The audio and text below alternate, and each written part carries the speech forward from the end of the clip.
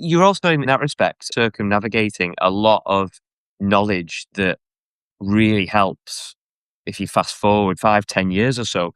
If you are on the ground, if you are in the manufacturing facility, if you are knowing and understanding the production and how it works and how things all come together, and you've got a far better grounding and knowledge to build on. Speaks to people working off-site and modern methods that things maybe haven't moved quite as quickly as one might have thought maybe a decade or so ago. I still think, speaking to architects, that have to make literally hundreds of specification decisions on something like a hospital build, for instance. Those technologies are moving on all the time as well. As much as we may build traditionally in a lot of respects, there is still a lot of modernization, things changing beneath the surface. We can't lose sight of that and just make it traditional and old school and everything else. It has to be a much more broad church. This episode is brought to you in partnership with Adobe Acrobat. Peter Sumpton, where we left off last time was with a project story that was not only closer to home, but very, very close to home with you. You were starting work on what could only be described as a major build. I'm sure, like everyone else, I'm on the edge of my seat. How's it going on? What can you tell us about your Wendy House operation? Well, I'm actually reporting live on the ground at this moment in time, so there's no better update than right now. Yeah, foundations are coming along pretty well on Project Wendy. Bricks have been delivered. I'm just waiting for the hardcore to turn up, and very soon we'll be able to lock our small children outside for longer than 15 minutes in the relief, and knowing that they'll be at least dry. Well, listen, as we said last week, we love a client that knows what they want. If that's the ultimate end goal, then keep that in mind. And how are you finding the project so far? You enjoying being part of the supply chain, a bit more hands on than your podcasting role? Absolutely no. I love anything like that. Admittedly, I don't know if I could do it day in, day out, but knowing that there's that end result and seeing something built is, I enjoy all that kind of stuff. So yeah, I am enjoying it at this moment in time. Ask me when I'm trying to lug heavy pieces of wood up and down the garden and trying to construct something that needs to stay stable for everyone's health and safety. It might be a different story, but at this moment in time, I do enjoy things like that. Yeah. But to bring us around to this week's podcast, we've got quite a bit of a focus on skills. So you've got a unique perspective, I would say, with your recent experience on that front. So let's see if that makes its way into the show.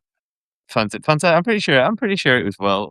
I'll keep you on track with anything that I think isn't going the right way. And from a project perspective, if you're getting anything wrong, I'll flag it.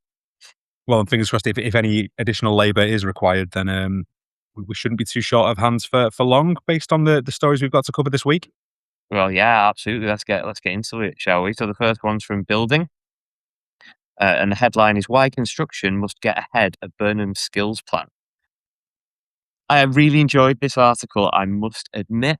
Before I hand it over to you, this just summarised everything we've been saying for weeks and weeks and weeks in terms of the educational process, how it's currently structured, how the more traditional educational routes are seen as more prestigious than learning a trade or being more hands-on in your education.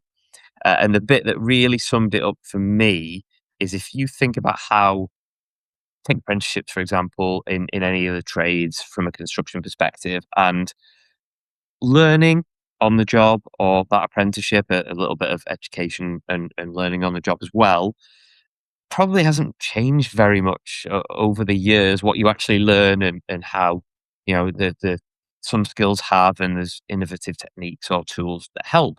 But in general, it stays the same. And then you look at the other side in terms of our 4 previous prime ministers over the past decade that have tried to look at fixing academia. And we've had T-levels, we've had skills boot camps, we've had advanced British standards, and we've had V-levels. So there's a whole host of V's and M's and T's and F's and Y's and M's and C's and A's going on there.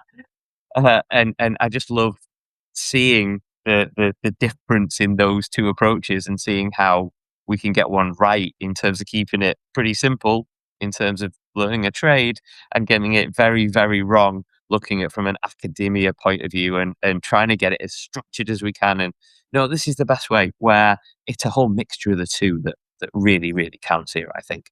So what's your take? Well, before we get into my take, just that sentence, and it's entirely accurate, so it's nothing to do with you, but 4 prime ministers in 10 years. It's just, I wonder how we got into this mess. Anyway, yeah, we should dive into. So the piece in questions, Chloe McCulloch piece, the editor of Building, who's a phenomenal writer, someone whose work I really, really enjoy. Before we get into the article, I wonder if it's helpful to kind of zoom out a little bit into exactly what's being proposed for anybody that's missed it. And you're absolutely right, Pete, in that we, and not because we're geniuses necessarily, but we kind of speculated a little while back that a lot of what was being pitch rolled, and that Burnham's team were talking about publicly a lot, was effectively taking what's happened in Greater Manchester, or at least what had been proposed in Greater Manchester as part of his latest 10-year plan with the combined authority, and kind of rolling that out at large. And this feels like, to throw another sort of qualification into the mix from that list that you added there, feels a lot like the MBAC, the Manchester Baccalaureate, that Burnham had rolled out during his last term as Mayor of Greater Manchester. So effectively, what is being formally sort of offered here, which will be rolled out from September 2028, is apprenticeship training fully funded for eligible under 25s. There's going to be up to £8,000 for SMEs employing young apprentices, and that's a crucial point that we'll come back to a little bit later on. We've spoken about it at length. One of the big things that came up under Rachel Reeves' stint as Chancellor, and what was incredibly unpopular, was this increase in national insurance contributions for businesses. And you and I think we'd looked at a couple of articles where sector leaders had said that one policy change in particular had had a massively detrimental effect on their ability to create entry-level positions. So it's not that that's being scrapped, and we'll see what happens at the next budget, but certainly there is going to be a large amount of relief for businesses to employ under 25. So think back to the article that we covered from Nicola Hodkinson of Seddon, and sort of the conditions that could be created for the sector. Someone's listening somewhere, because that feels absolutely sensible. There's going to be a new bursary, which is worth up to £4,500 per household per year. Means tested, it's circumstance dependent, but again, it's another little safety net there. Burnham, again, as part of his speech at Downing Street when he became Prime Minister, was about good jobs as a means of social mobility, and spoke about trades, particularly in his experience in growing up in the Northwest in the 80s. So again, that feels entirely consistent. 287 million more to create 22,000 additional post-16 places, including expanded construction provision, rather, and an ambition for 50,000 additional youth apprenticeships within this Parliament. And obviously the big one, the headline thing, and the thing that we'll discuss, I'm sure, and I'll hand it back to you. From age 14, pupils will be able to combine core academic subjects, so your typical maths, English, science, and so on, with technical education, employer contact, and real-world experience. So back to Chloe's article, everything in there is basically, what does the sector need to do to prepare the conditions for that? It's no good having this as a effectively jumped up work experience. The minute I think kids have to go and do 2 weeks of sort of unpaid work experience as part of their sort of studies. This isn't that. It's not a box tick. It's not let's go and kill some time during sort of curriculum hours. This is hands-on technical training with a view to career. And we'll talk a little bit more, I think, as we get into our next article, about local conditions in the local job market and creating sort of sustainable roles for these people. But that's the guts, I would say. But obviously, you mentioned you were a fan of the article, Pete. What's your takeaway from it? I mean, I've got to disclose that my 2 weeks that I did when I was at school as part of my education was at a dentist, and this is true, fundamentally true. For lunchtime, I used to go to the bakery and get an iced bun while I was working it, and I've just thought of that now. Again, the two sides to each spectrum, eh? Work at a dentist, then fill your mouth. Yin and yang. Absolutely, yeah. Keeping him in business. But the thing that I really want to highlight in this article is the fact that what we seem to have is, and we've spoken about this before, but so many young people coming out of education and being unemployed which is they're not in education, training, or employment, the NEETs in this country. Yet we're finding employers saying it's hard to find people to fill positions, and that doesn't weigh up. So there's something going on there that really needs investigating now, whether it's, like we're saying, the routes into certain industries, whether it's the education isn't good enough, whether we're educating students for the wrong types of roles, or whether they're just choosing the wrong categories to educate themselves in. I'm not sure. I could guess, but Chloe makes a really good point in highlighting that and saying that it just doesn't, it does not add up, and it certainly doesn't. So what are we doing with all these NEETs if we want to categorize them like that? It's a really Yeah, good point. I was going to flag that. There's a really, really interesting line that she's got in there. I'll short paraphrase.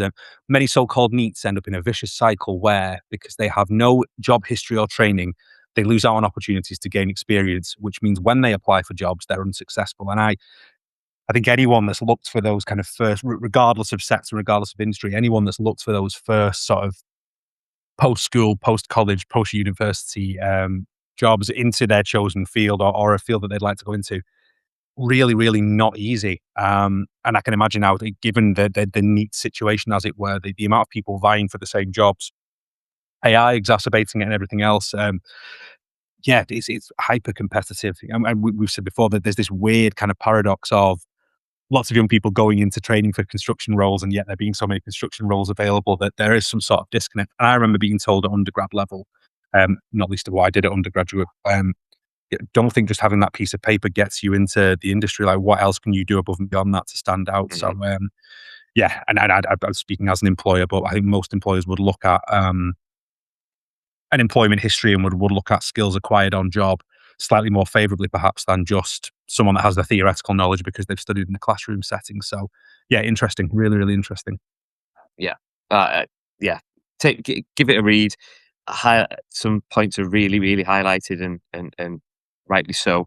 And where we're going to end up in 6, 12, 18 months' time, yet to be seen. But I like the way it's shaping up, and I like the way it's, like you pointed out, we're going to have this variety in what the next generation can choose to study and learn, which I'm a huge fan of. Yeah, no, I'm with you, mate. If I can jump in just to a little bit of balance, I guess. Choice and choose. We've spoken about it previously, and it's not that. How many times do we say this about diametric opposites, and it's not zero sum games and so on. I do worry a little that in sort of banging the drum for technical careers and sort of practical training, that we further exacerbate that image of construction as high vis, hard hats, hands-on contracting roles and so on, which we know, again, we don't have an issue in sort of talent attraction in that respect. And yet there's other parts of the supply chain that are absolutely crying out. So I do hope this is more, when we say technical education, that doesn't just mean practical, hands-on, on the tools type jobs. Yes, those things should be available and should, set out their stall and appeal to certain young people that would enjoy that kind of thing. But yeah, I will get on my high horse for a second, but I just have a really, really big think that construction is much more broad than that. We need to sell it as being much more broad than that and attract the biggest talent pool possible. So that's my hope with this, is that it's bigger than just hands-on contracting, sort of on the tools jobs, and that we are selling the sector much more generally. And I will say the other thing which we've spoken about in the last couple of weeks, I think mainly around initially around the infrastructure pipeline, but then more recently off the back of the government sort of proclamations around social house building and acting as sort of client of choice within the construction sector. I don't know if you picked up on this, because it's quite subtle, but the government is changing public procurement for projects that they're sort of leading on, where businesses that do a better job of attracting young people through these schemes and create roles for young people, there is going to be weighting attached in terms of local community benefits, doubled from 10% to 20% for anyone bidding on contracts more than £5 million. And I know, I think we've spoken about it previously, actually, people have kind of done some slight jiggery pokery and played some quite cynical games with creating apprenticeships for young people. And then it turns out that was just for the life of one project, and then the actual apprenticeship isn't viable over the 2 years. But Yeah, I think it's a really, really shrewd move from government. So I know I'm slightly off piste here, but I thought it was worth. I thought it was worth saying that the cynic in me says if these things are going to work, then there has to be some sort of carrot to be dangled for sector. There will be that sort of what's in it for me element. And I think, yeah, something with a pound sign in front of it tends to focus people's Mm. attention, doesn't it? So, yeah, a shrewd move if that one does stick. And you're right about that spread of education and subjects matters.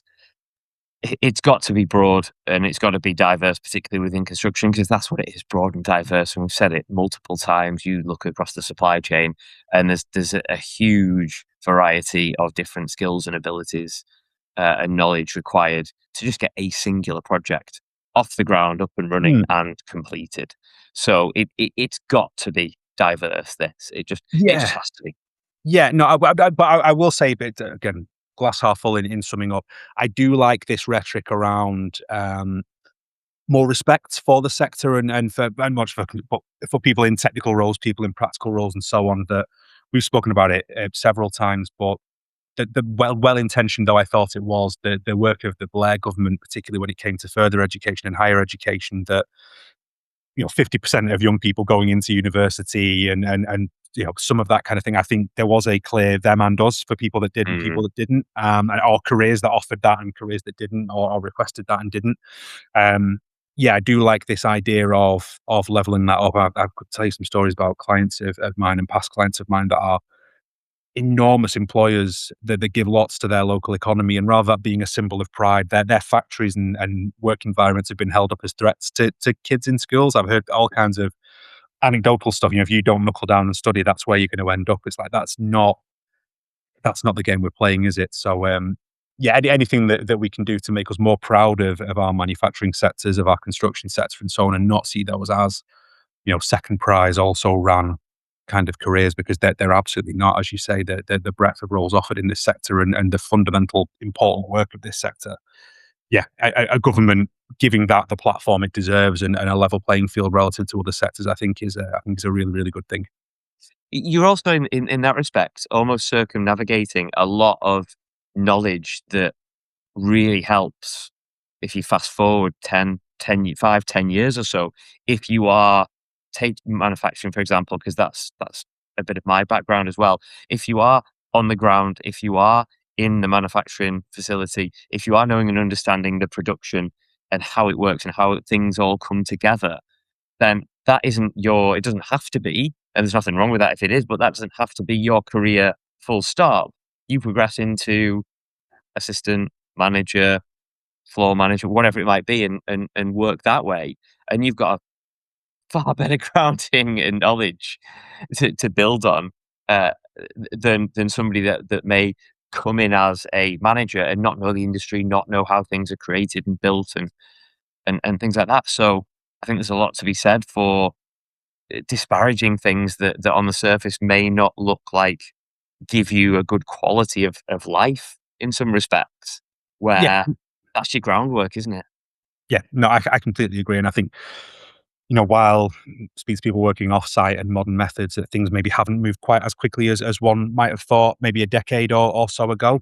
Um, I still think that is going to be increasingly prevalent. Even the manufacture of component parts that, again, speaking to architects that have to make literally hundreds of specification decisions on something like a hospital build, for instance, or it's those technologies are moving on all the time as well. So yeah, as much as we may build traditionally in a lot of respects, there is still a lot of modernization and sort of things changing beneath the surface. So yeah, we can't lose sight of that and just make it traditional and old school and everything else. It has to be a much more broad church. And speaking of modernization, I think now's a good time to introduce our partner, Adobe Acrobat. You've heard us talk about PDF Spaces before from Adobe Acrobat. This week, I just want to highlight a really good use case. PDF Spaces is really good at taking a whole host of different documents, files, and information, and then using AI Assistant, you get to talk to those documents and pull out and extract vital information. And if you look from a project or contractor onboarding perspective within construction, This helps internally as well as externally. Internally, you get to put all those employee documents and information and project information that's hugely important onto a PDF space and share it with multiple people, hundreds of people if necessary.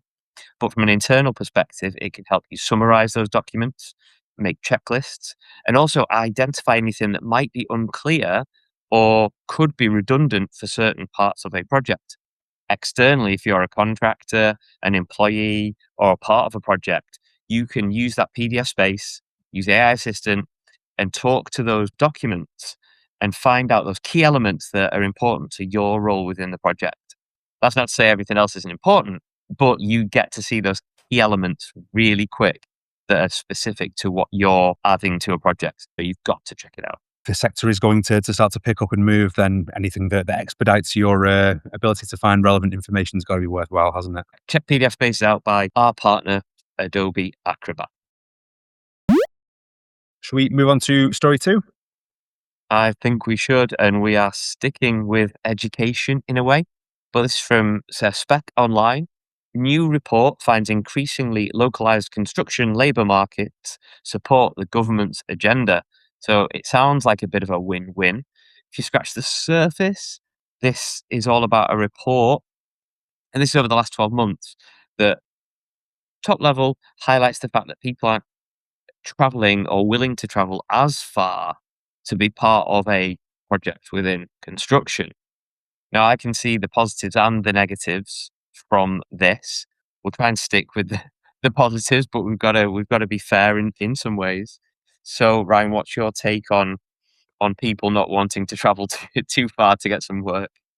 It surprised me slightly. Again, my early hypothesis would be, as we've discussed in recent weeks, is this one of those pre and post COVID things where the nature of work has changed so much as a result of that, or it's kind of forced people's hands a little bit that there isn't any going back. But I could be way wrong. So this has come from the CITB's workforce mobility and skills in the UK construction sector research, which again I think we can share with the show notes. People can have a good dig into the report itself when open that in your own PDF space and explore properly. But yeah, the gist of it is that either serendipitous or the government have been bang on the money with some of their localization plans when it comes to skills. Because I think you're absolutely right. Whatever's driving that desire not to work further afield, anecdotally, I know several friends of mine that are skilled tradespeople. And as a result of their skills being in demand, they would be dragged all over the country and further afield even for various projects.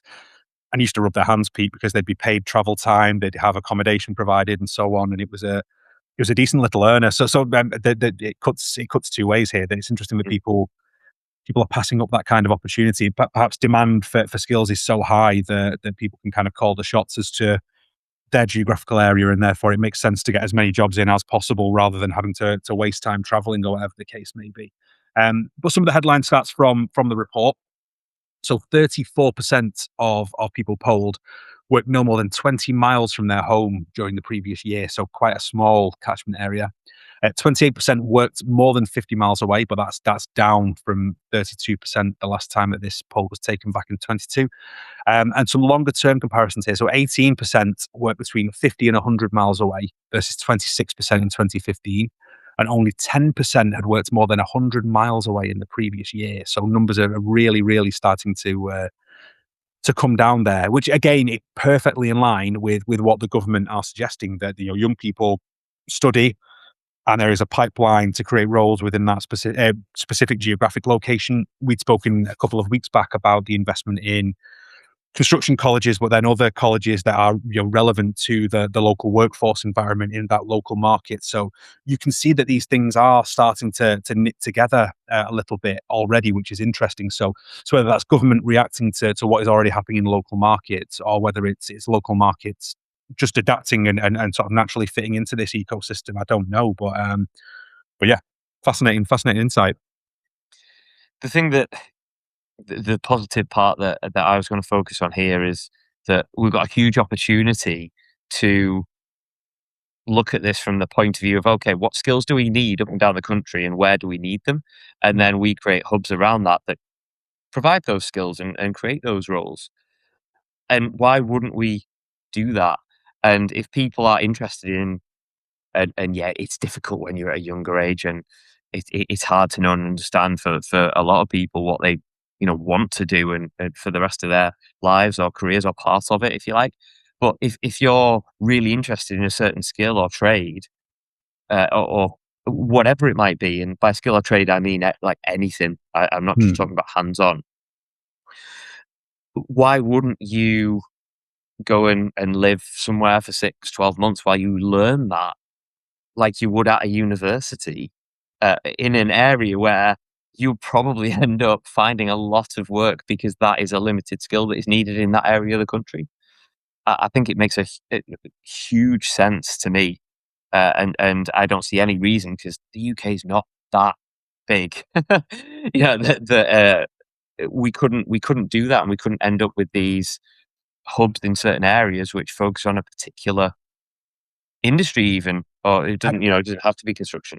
I think that's largely the way that the market will work out for things like that, Peter. If you think of somewhere like coastal area in the northeast, or somewhere like Glasgow that has that historic heritage in shipbuilding, for instance, if you want to work in the maritime industries, you go there, or somewhere equivalent, you go where the work is, rather than, with respect to them, somewhere landlocked like a Leeds or Birmingham. So yeah, I think for anyone that's electing to specialize to that degree, then that's what will happen. You will have sort of local job market entrants that follow in those footsteps, or other people that migrate there because that's what they want to do.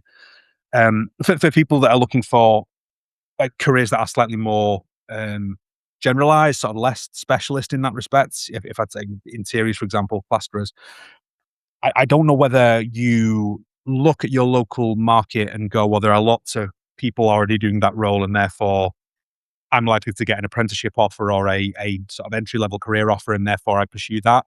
Or whether you look at that and go, well, I'm going to be competing ultimately against these people within what could be an oversaturated local market, and therefore I look to do something else. And maybe market forces determine what the makeup of that is ultimately. But yeah, there's probably an interesting conversation to be had, and a pretty tough conversation to be had there with those.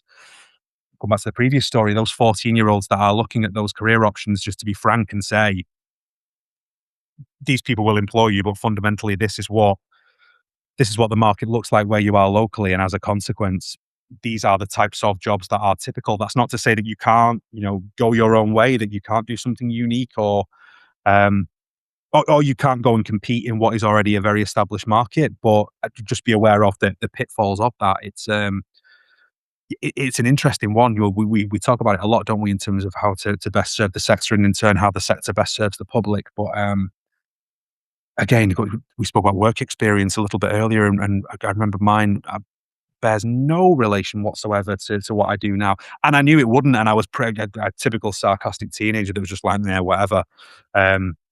Yeah, I can't imagine sitting down with a 14-year-old to discuss the local job market and types of roles available, with a view to pick this because it will ultimately set you up for this thing. So yeah, it's a fascinating one. I guess we'll see how it plays out. But something has to give, doesn't it? Those the neat numbers, the Milburn report, and everything else. It's shocking. So something has to happen. I think that there's lots of smart ideas. It feels like what government is saying, what sector is saying, what education is saying, is all starting to knit together and feel cohesive as an offer. So watch this space. Let's see how it Mm. plays out. But I think this idea of localization, it's clearly it's already happening. So the fact that we're looking at these sort of micro markets, local pathways, it completely dovetails, doesn't it, with the devolution agenda, which obviously Burnham's passionate about and has come from. So right place, right time. It does feel like there is a plan here. The fact that you and I can sort of discuss this in this much detail this early on, when we've not seen sort of very heavy sort of detail on policy yet. Yeah, they've been trailing this for a while. I think we've all got a good idea of where this is going, and it seems to align with what the sector's wanted. So yeah, we'll see. Both our first articles, aligning. It was all about education, and best foot forward, how we improve the sector, what skills we need, from a young age, and from a localized area, which, like you said, aligns with what this government seemed to be really pushing and touting, without getting into all the detail. Our, our final headline has got nothing to do with that. But we thought we'd throw it in there because both me and Ryan knew that as soon as we get on our high horses about education and construction, combining the two, that it was going to be a lengthy episode anyway. So we thought we'd throw this one at the end for a little bit of variety. But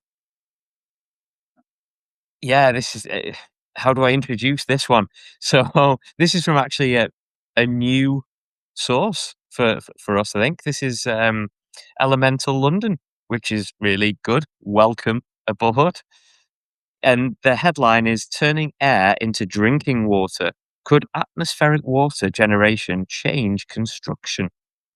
I really enjoyed reading this article. I love anything like this that's, I'm not going to say new because, as we'll find out as we talk about it, it's not new. But the fact that you're turning air into water does seem a little bit like you're going to get a couple of droplets and that's going to be it. But do you want to dig into this a little bit deeper first? Yeah, I very nearly said it's one of those kind of nice, happy and finally stories. But there's a horrible glass half glass half full pun that I'm going to stay well away from. Yeah, it is a nice sort of and finally summary story. But part of the reason it is, again, just to peek behind the curtain into the prep for the show. I had a trip to London last week, and obviously we've been, it's a bit of a drought and it's been quite dry up north, but I was genuinely taken aback looking from the train just how dry and how parched the south and the southeast of the country looks. And lots of really scary headlines last week, not just the sort of fires and things like that. And hopefully everyone listening to this has stayed safe and everyone's properties are okay. But yeah, lots of stuff around indoor air quality, people overheating, yeah, just the real human impact of heat and global warming and everything else on the built environment in the UK. And some of the stats were pretty horrific. So it was either pick something incredibly bleak and try and find some slither of good news in there, or hope something like this falls into your lap, which it absolutely has done. So Pete says Elemental, a different one for us, but a really good trade show as well. Again, I'm not paid by them, but yeah, go and have a look at what they're doing because there's some cool stuff there. But this is from a brand called Altitude Water, who I hadn't heard of previously. Not many people have, apparently. Yeah, well, I do some really, really innovative stuff, and one of these things is it's going to head off water shortages, which again it looks like sadly that's going to become an increasing consideration even for climates like the UK. So one can only imagine what it's been like in other countries. But this is an innovative piece of technology that it's basically, as Pete says, it's taking heat from air and sort of moisture from air as condensation to create drinking water. So this isn't, to your point, this isn't little trickles here and there and sort of bits of water capture. This is a practical drinking solution. So yeah, does it solve climate change? No. But is it a practical solution to the problems that come as a byproduct of climate change? Yeah, I think it's a really, really, it's sad that we need it in some respects, but yeah, it's water scarcity and everything else. It's going to be with us, sadly. So yeah, we need some innovation and yeah, necessity being the mother of all innovation and invention. Yeah, I think this is a pretty cool response to that. So they've been operating for nearly 20 years, and they actually did a poll, and it suggested 70% of people, this was the international poll, 70% of people have never heard of the technology, which is quite surprising, really. Like to your point, the fact that one of the challenges we have is around water, and particularly the water we potentially waste on sites in because there's a lot of water goes into construction if you actually sit down and think about it. This this technology, it creates a purification of the water, which from a pH level is up there where it needs to be for good drinking water. And what they say is the cost of producing drinking water can range from 2 to 15 cents, and the return on investment you see it in about 2 to 3 years, with the equipment lasting 10 to 15. So there's loads of positives to take away from this. Now, 2 cents to 15 cents, that's quite a broad different top and bottom, dependent on where you are and literally the atmosphere that's around you. Mm. My slight concern is not that I'm atmospheric literate, but I don't know what kind of countries this would be more suited to, as opposed to would it fit the UK's climate? Um, Maybe in summers, maybe in winters. I don't that bit. I don't know. Mm. But I just really like the idea of this, and although it's 20 years old, looking at how we can generate water from like literally nothing. Yeah. It's what construction should be all about. I think particularly today is looking at different ways of doing things and coming up with these innovations that do solve real problems. Yeah. There was a phrase used within the article that I'd never thought about called water strategy. Um, and I guess you've got it for the construction piece of the work, and then you've got the ongoing life of the building afterwards. But I wonder, again, I read an article a weekend about what happened in the Danube in Germany, that the kind of sandbanks and sandbanks rather, and things like that appearing within obviously reservoirs in this country being stretched to the limit. And as you say, we're in Northern Europe. The kind of our typical conditions don't allow for that, which consequently means that the infrastructure isn't there. So, yeah, I do wonder if this idea of water strategy is something that we're going to be seeing more of. And again, I stress neither Pete nor I are involved in this technology or kind of have a sort of dog in the fight. It was more just an interesting take on a very, very topical issue, and something that was a bit less triggering perhaps than some of the other headlines. Because yeah, you can't pretend that it's not happened and that we haven't had several heat waves over recent weeks. I know we've had Garden Watch on this podcast, but yeah, the issue's slightly more serious than that, isn't it? So yeah, it's sad that we need it, but good that people are doing what people in this world and in this sector do. That they innovate in the face of a problem and try and find a way through it. So yeah, I'd a nice note to end on after what's been probably a testing period for lots of our listeners. Yeah, for sure. It's not just the cost of that actual water. If you think about deliveries to site for purified water, the Mm. plastic and water bottles, and if you're not in that circle, then there are some debates that the plastic containers that we do drink and eat from can be harmful in Mm. some way. So it removes that as well. So it's all positives, and yeah, I concur with Ryan that it's a really good way to end this episode with some and another story. But it's not a dog that can say sausages, which is always a bonus, particularly around construction, because nobody say sausages really. Seems a shame to spoil this with takeaways now, but I fear the format means that we must. So do you want to start? Yeah, I'm obviously going to stay with this story, aren't I? And I'm not going to say the words "think outside the box," although I've just said "think outside the box." But always look at things from a different angle. There's never just one way of doing something. There's always multiple ways, and the more you look at something from different angles, the more you will see there are different ways of doing those things, which will lead to innovation and better practices. So think a little bit differently. I'm going to jump back to, well, I think we've got all bases covered then, because I'm going to jump back to the first two stories and say, I love what's happening. I love that it feels like there's a real joined up plan from policymakers through industry, through the education sector, through local government and so on. We're not stopping devolution. It sounds like that train has left the station, and for what it's worth, personal opinion, I'm all for it. I think it's smart to solve things on a local basis rather than just throw national policy at things and hope they fit. However, the thing that I will say is that we still need a clearer view of pipeline, not just in the immediate term, but what's coming in order to make that work. And I still maintain that we need to make all of our sector as visible to young people as possible. So when they're making these baccalaureate or whatever the case may be decisions at the age of 14, that they're not feeling the pressure of feeling that this is my career for life, or I must follow this one linear path. That, yeah, if we can get them in and make them excited about construction as a whole and give them skills that are broadly applicable across the supply chain, then I think we, the economy and the nation, are going to be in a much better position for it. So, yeah, let's please not rest on our laurels that this solves our recruitment problem, because people are going to be frog marched into the sector against their will. Let's try and make it as appealing as possible so that as many young people as possible see a future in it. Yeah, and we'll see what the next Prime Minister's got up the sleeve, shall we? Yeah, In the here's to next the next episode. decade.